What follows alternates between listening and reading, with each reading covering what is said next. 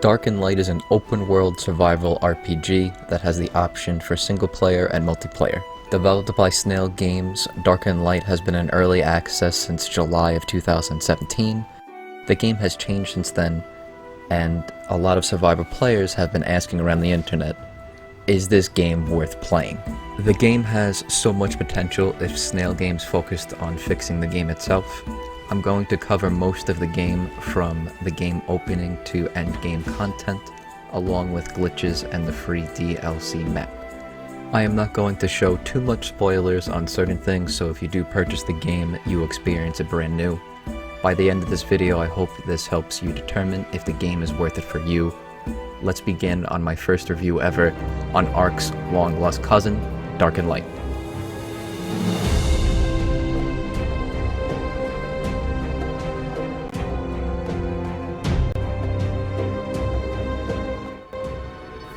Starting up the game, you get the option to play online, host local, and you can take a look at settings and you can exit out. Once when you decide on what you want to do, PvE, PvP, or single player, you have to decide on what kind of camp you want to pick.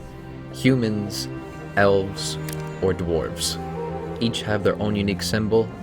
Once you decide which race you want to be, you could customize your character pretty much any way that you want. I'm going to be a human for the duration of this review. And you could really make your character like any way you want. Customization is endless on like what size you want to make them.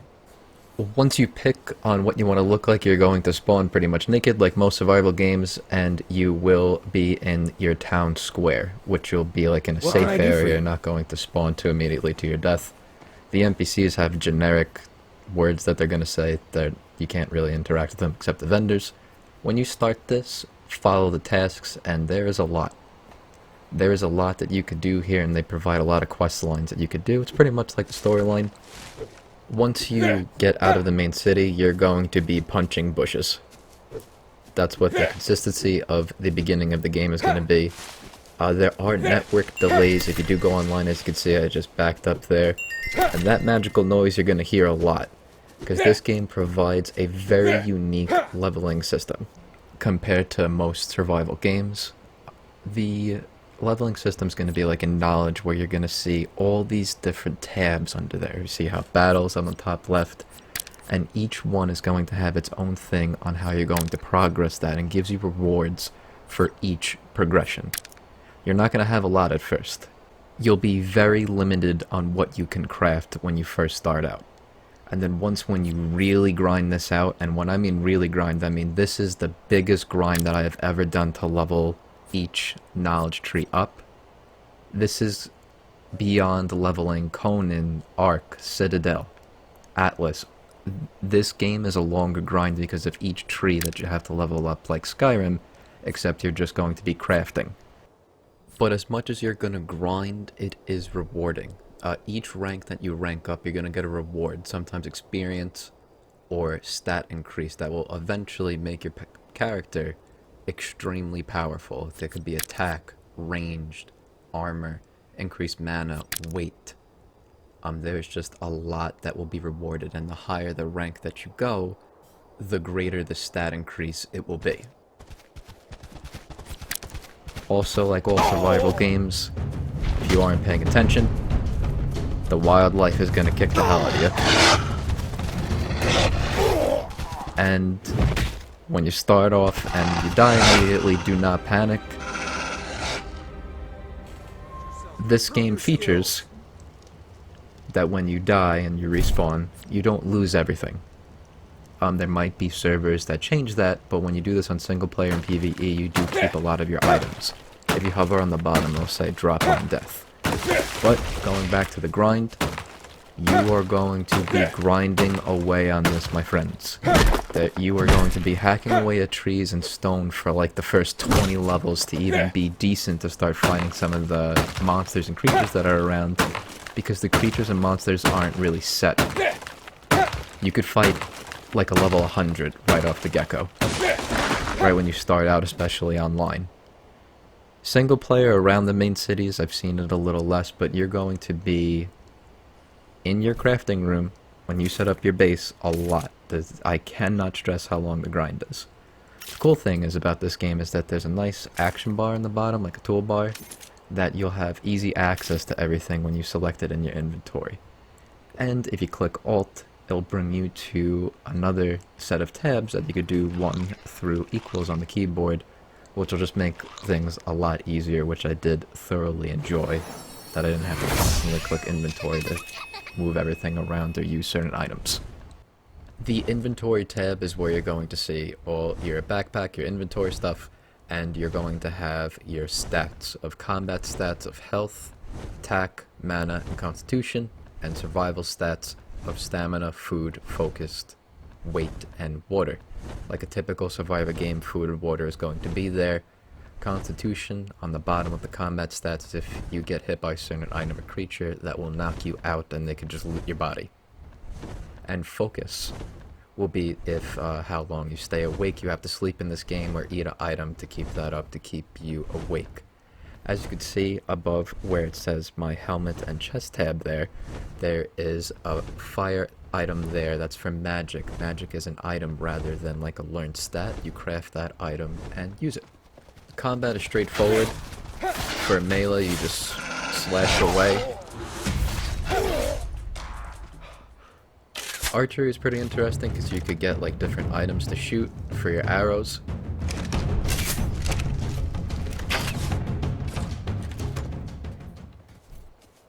And magic. There are a lot of spells that you can craft in this game. Outside of fire, you can use lightning. There's so many other spells that you could use that are outside of doing damage, such as increasing your speed.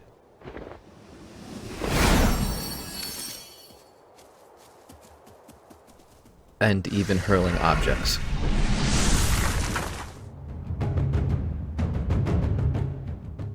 There is a good amount of creatures and monsters in this game. There's going to be a tab that you'll be able to view under monster list so you can see everything. Each one that you interact with will have their card will glow, like I'll actually show you the picture instead of it being gray. This is a little buggy. I have ran into most of these and they still show that it's gray. Once when you finally get to that point where you could tame a creature, you'll probably be sticking to boars, but there are so many creatures in this game, they look absolutely awesome. It's a lot like Ark in the sense of how many creatures that you could get, each helping you make it easier to even collect items. Even just to get around quicker, there's a lot of ground mounts. The flyers are where it's at if you want to get around this map quick. This is the main map. But some of the ground mounts definitely get you around quick just before you could get those flying mounts, because you do have to travel a little bit to get over to them, depending where you start out. And again, they definitely do help you out to collect materials. Instead of hacking away, they normally collect a little more, and they also will get different items that you won't be able to get. That will help you even when you go ahead and you farm in this game, because farming is a thing. So when you hack away at like the rocks and the trees, you're not going to get carrots, you're not going to get these mushrooms, so you do have to pick and choose which monster you want to use. And you could also shapeshift in this game. Shapeshifting is wicked. There's a lot of creatures that you can turn into, outside of the 2 that I'm going to show today. And they do just as much damage. Shapeshifting is an item that you create, and it does have an amount of usage that you could use the shapeshifting item for.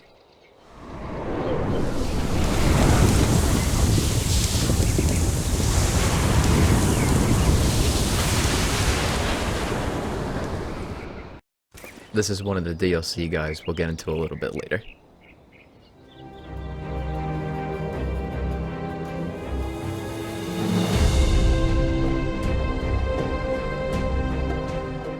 The game started in early access with the map called the Sacred Path. The flyer of mounts is where it's at on this map here. It is so much easier to get around with them, and they absolutely look awesome. When you fly around, you're going to see a lot of stunning places. And there are places on this map that are just full of forest and just a lot of NPCs that they filled it with. There's still a lot in here that you could explore. There are several locations on the map that you could go to, and definitely some places, just to re-highlight, are very rich and some are not. But even with the game and still in early access after these 3 years, it still looks pretty awesome to look at, especially the island ahead of you there. And as you can see with the distance there, from the island to island, you're gonna need a flyer.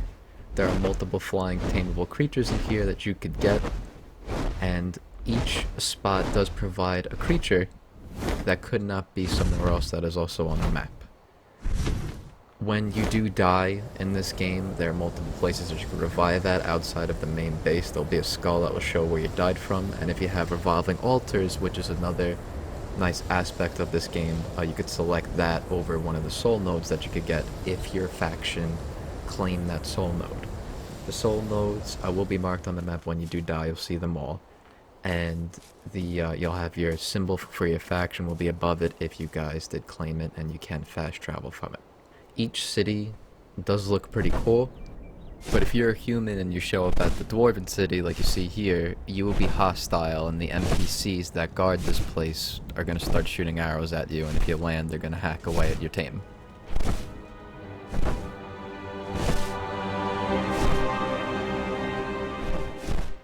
And the elven city, same concept. I will be attacked immediately. But each city has its own like town square which you could buy items from.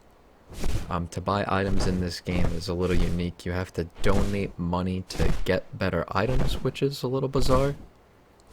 And it is a lot of money to level up these carriers here.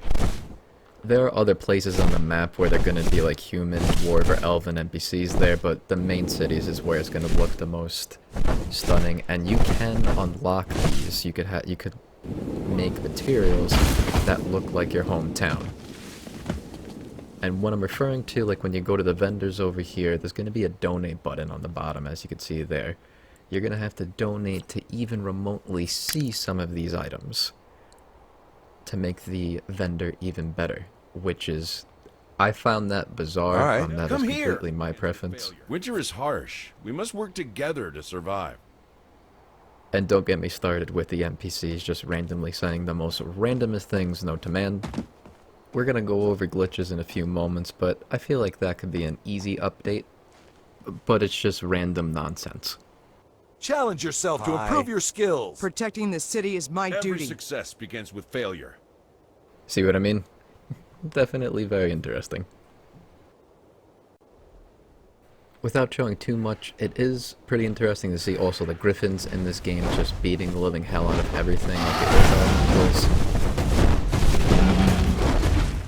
And then immediately trying to fly away, and there are multiple types of dragons that you could get as well.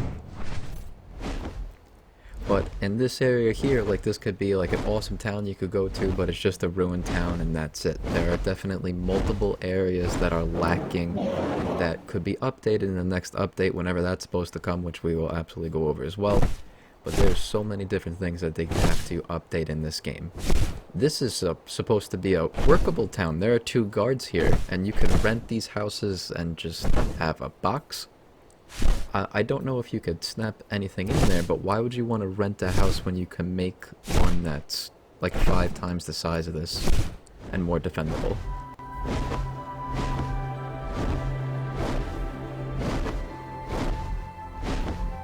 The music in this game is definitely very lacking. When you trigger a fight, the music for the fight will happen. When it becomes dawn and dusk, that's going to cue, as you heard there. But there really is no music in this game on the first map. And to compare the music to Ark and Atlas, there's a lot of music that's provided in those games, and this one just doesn't have a lot, which I found shocking.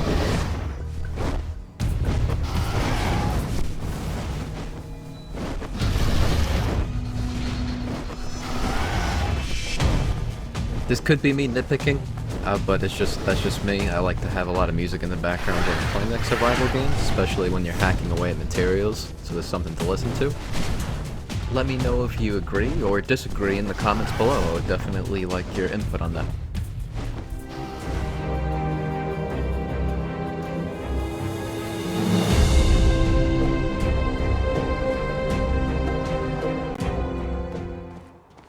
To answer everyone's golden question, is this game riddled with bugs and glitches?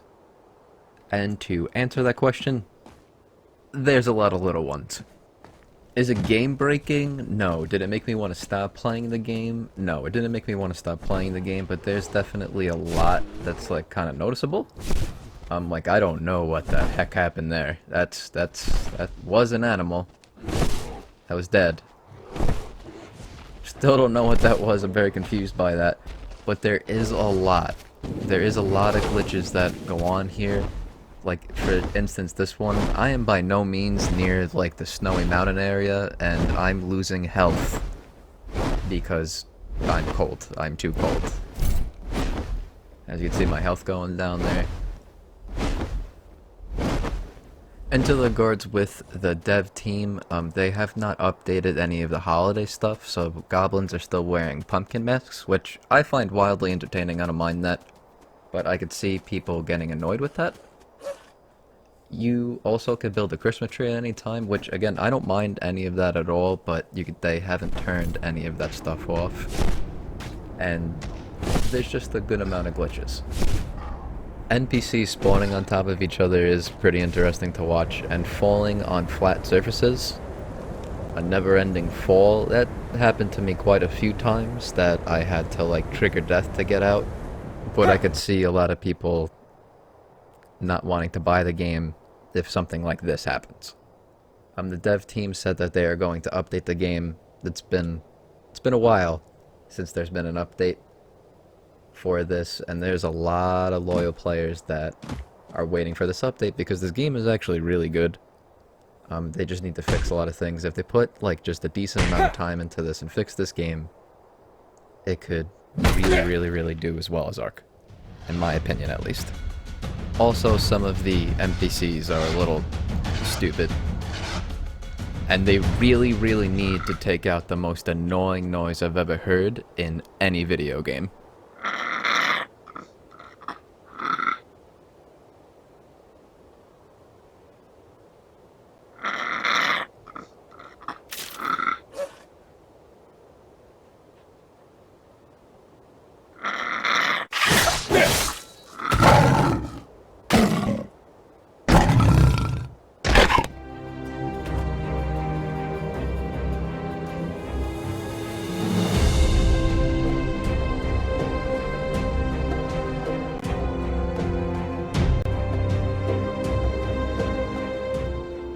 When you spawn in and see Barney guards holding spears defending you at this outpost, that's pretty entertaining to look at.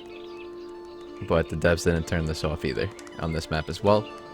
Same concept if you spawn in as a level 1 character, and you can bring your main character to this map, but you also have a chance to lose your actual character and all the progress if it's done incorrectly. So I don't recommend that at all. This map specifically has 4 other knowledge trees that you could fully learn and complete. It's available on the map that I displayed before that we just saw everything with, but this one fully has all the NPCs that you'd be able to defeat in order to progress here.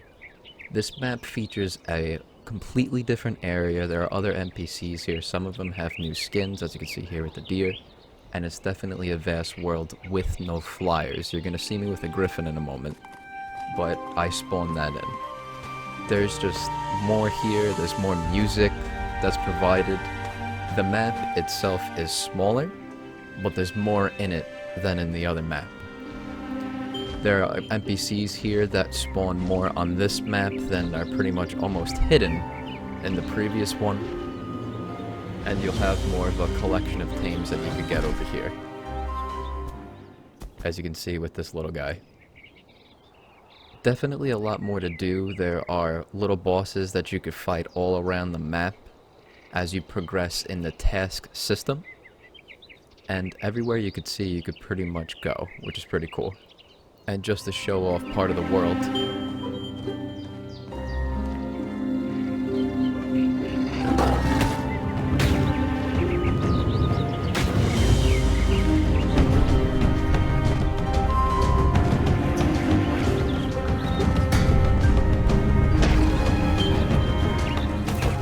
That lovely Cheshire cat from hell is going to be the bane of your existence, which you can tame. They're just everywhere in this forest and parts of the map. When you do tame them, you could actually be invisible when you're actually not moving at all, which is actually awesome. I find that absolutely wild. But these things are going to annoy the living hell out of you when you are on this map when you first start out. So I do recommend, on a complete side note of the review, to avoid them in the beginning. The game doesn't feature a map. You could spawn some item and you'll be able to view everything, but there's a map mod that you can download that I recommend downloading as you're downloading this game. But as you can see here, there's a lot to do on this map outside of building like the castle that you want to build, or if you want to build like a strong base. There's a lot of mini bosses and camps that you could go to progress forward into the game. As you progress through the tasks, you're going to find those camps that I was mentioning. Each of these camps will have its own item vendor, and you'll be able to buy the items per that knowledge tree, which will help you progress forward in the task. This game definitely has some nice visuals. It'll be the same item vendor that you'll see each time, and you'll even be able to buy the Barney outfit. Similar to the previous map where bears just dominate the world, the Cheshire Cat from Hell is going to attack everything on the map, including all of the elementals.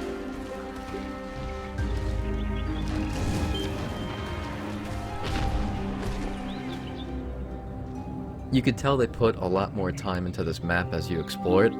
There are places that do look better, and there are even werewolves on this map as well. And if you go slow on that cat that I mentioned, they're not going to see you.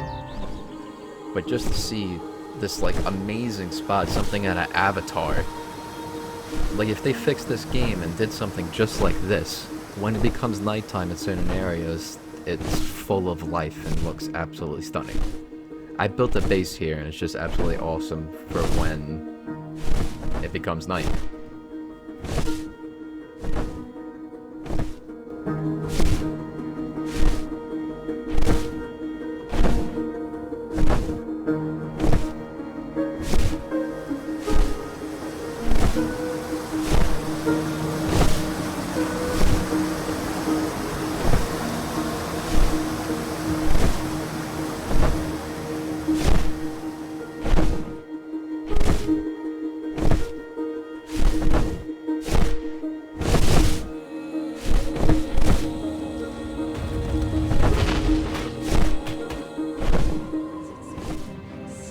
Each area has its own thing, and it just really makes it unique as you travel around the world. And just there's so much to explore in this game, and you could build so many bases, and it's just really awesome to look at. Like, look at this thing. Like, that thing's awesome. That's the behemoth that you could get later on that you saw in the glitch earlier in the video.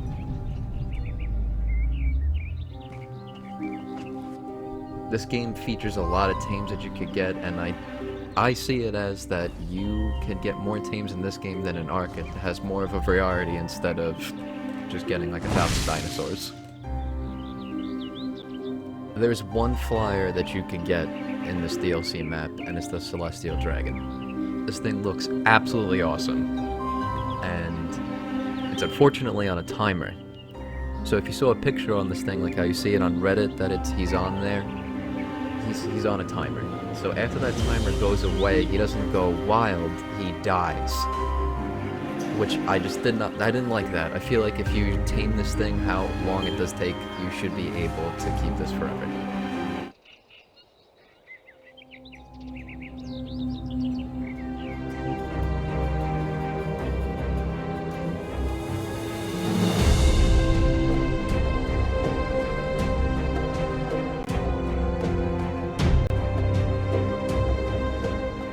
Once you hit endgame, which I refer to as max level, there are a couple dungeons that you could go to. I'm only going to show one for spoilers. I'm not going to show the boss or anything. I'm just going to show some of the NPCs. They are going to feature in these dungeons different NPCs that you wouldn't normally find, which is pretty cool.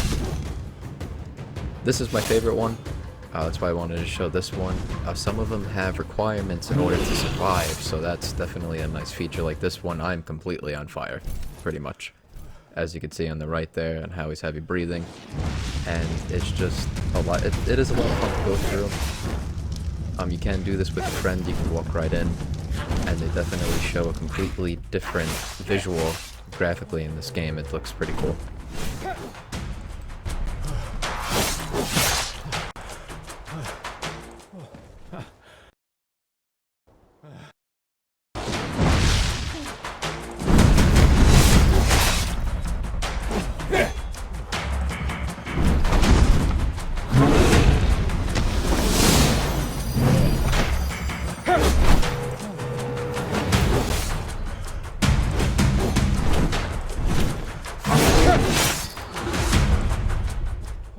You could also get the mythical creatures that you could get in this game, which is, takes a long time to get. These guys, you have to find their lower half, so the griffin, the banshee, and the unicorn, and you have to wait with them for 8 hours if they're glowing green. Just a very, very longer story shorter. And then they pretty much transform into these guys, and then that's when you'll be able to tame them. They are absolutely overpowered. It's a lot of fun to have them. They definitely just do an immense amount of damage, but it is a very, very, very long grind to get this. 8 hours in the game is a very long time. I don't know if that has been updated since then. But right now, as of today, of me making this video, it takes 8 hours if you see one of the griffins glowing, the banshee glowing, or if you run into the unicorn. If they're glowing green, that's when you'll be able to wait. You have to pretty much trap them and just hang out next to them, and then they're going to spawn into this. Which is just a very, very long feature. In my opinion, they should have just added them in. It's just one of those things that I would do at endgame, in my personal opinion. I wouldn't do this like if I'm in like the 40s or 50s, 60s, the max level. There is this epic ship that you can make that's going to take you hours upon hours of grinding materials to get, and it's called the Sky Fortress, which you could pretty much, it's just like a flyable, movable base. You could put a reviving altar on here. I do not recommend doing this until you hit max, just because this takes a long time. Some of the materials that you have to get is just farming them takes so long. If you have a friend, definitely help you go a lot quicker. This thing looks awesome. It's very slow. It's clunky. But you could store a lot of things on here, like if you know where all the materials are, like what you're trying to find. And it's definitely a nice feature at the end that you could get that's just awesome to have.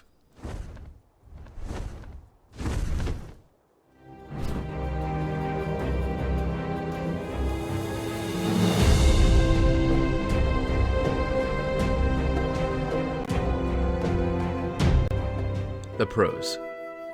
A lot of tames to capture, 3 playable races, large supply of magic, rewarding leveling system, a lot of unique buildings can be created, shapeshifting, free DLC map, the map has many places to build, the dungeons are good, a lot of armor. The task system helps you understand the game without holding your hand, which I really like, and there are asteroids that drop around the map with materials.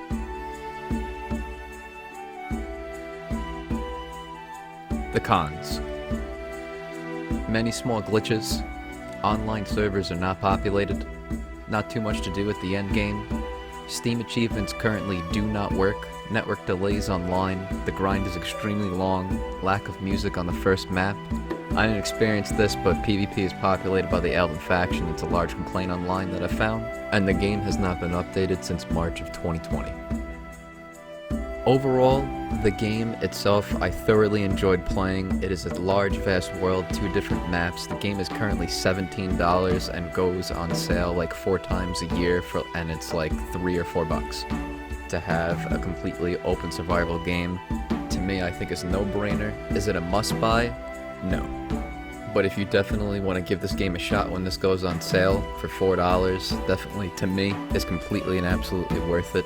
I hope this video gives you a understanding of the game and helped you determine if this is worth buying for you. Thank you so much for watching. See you next time.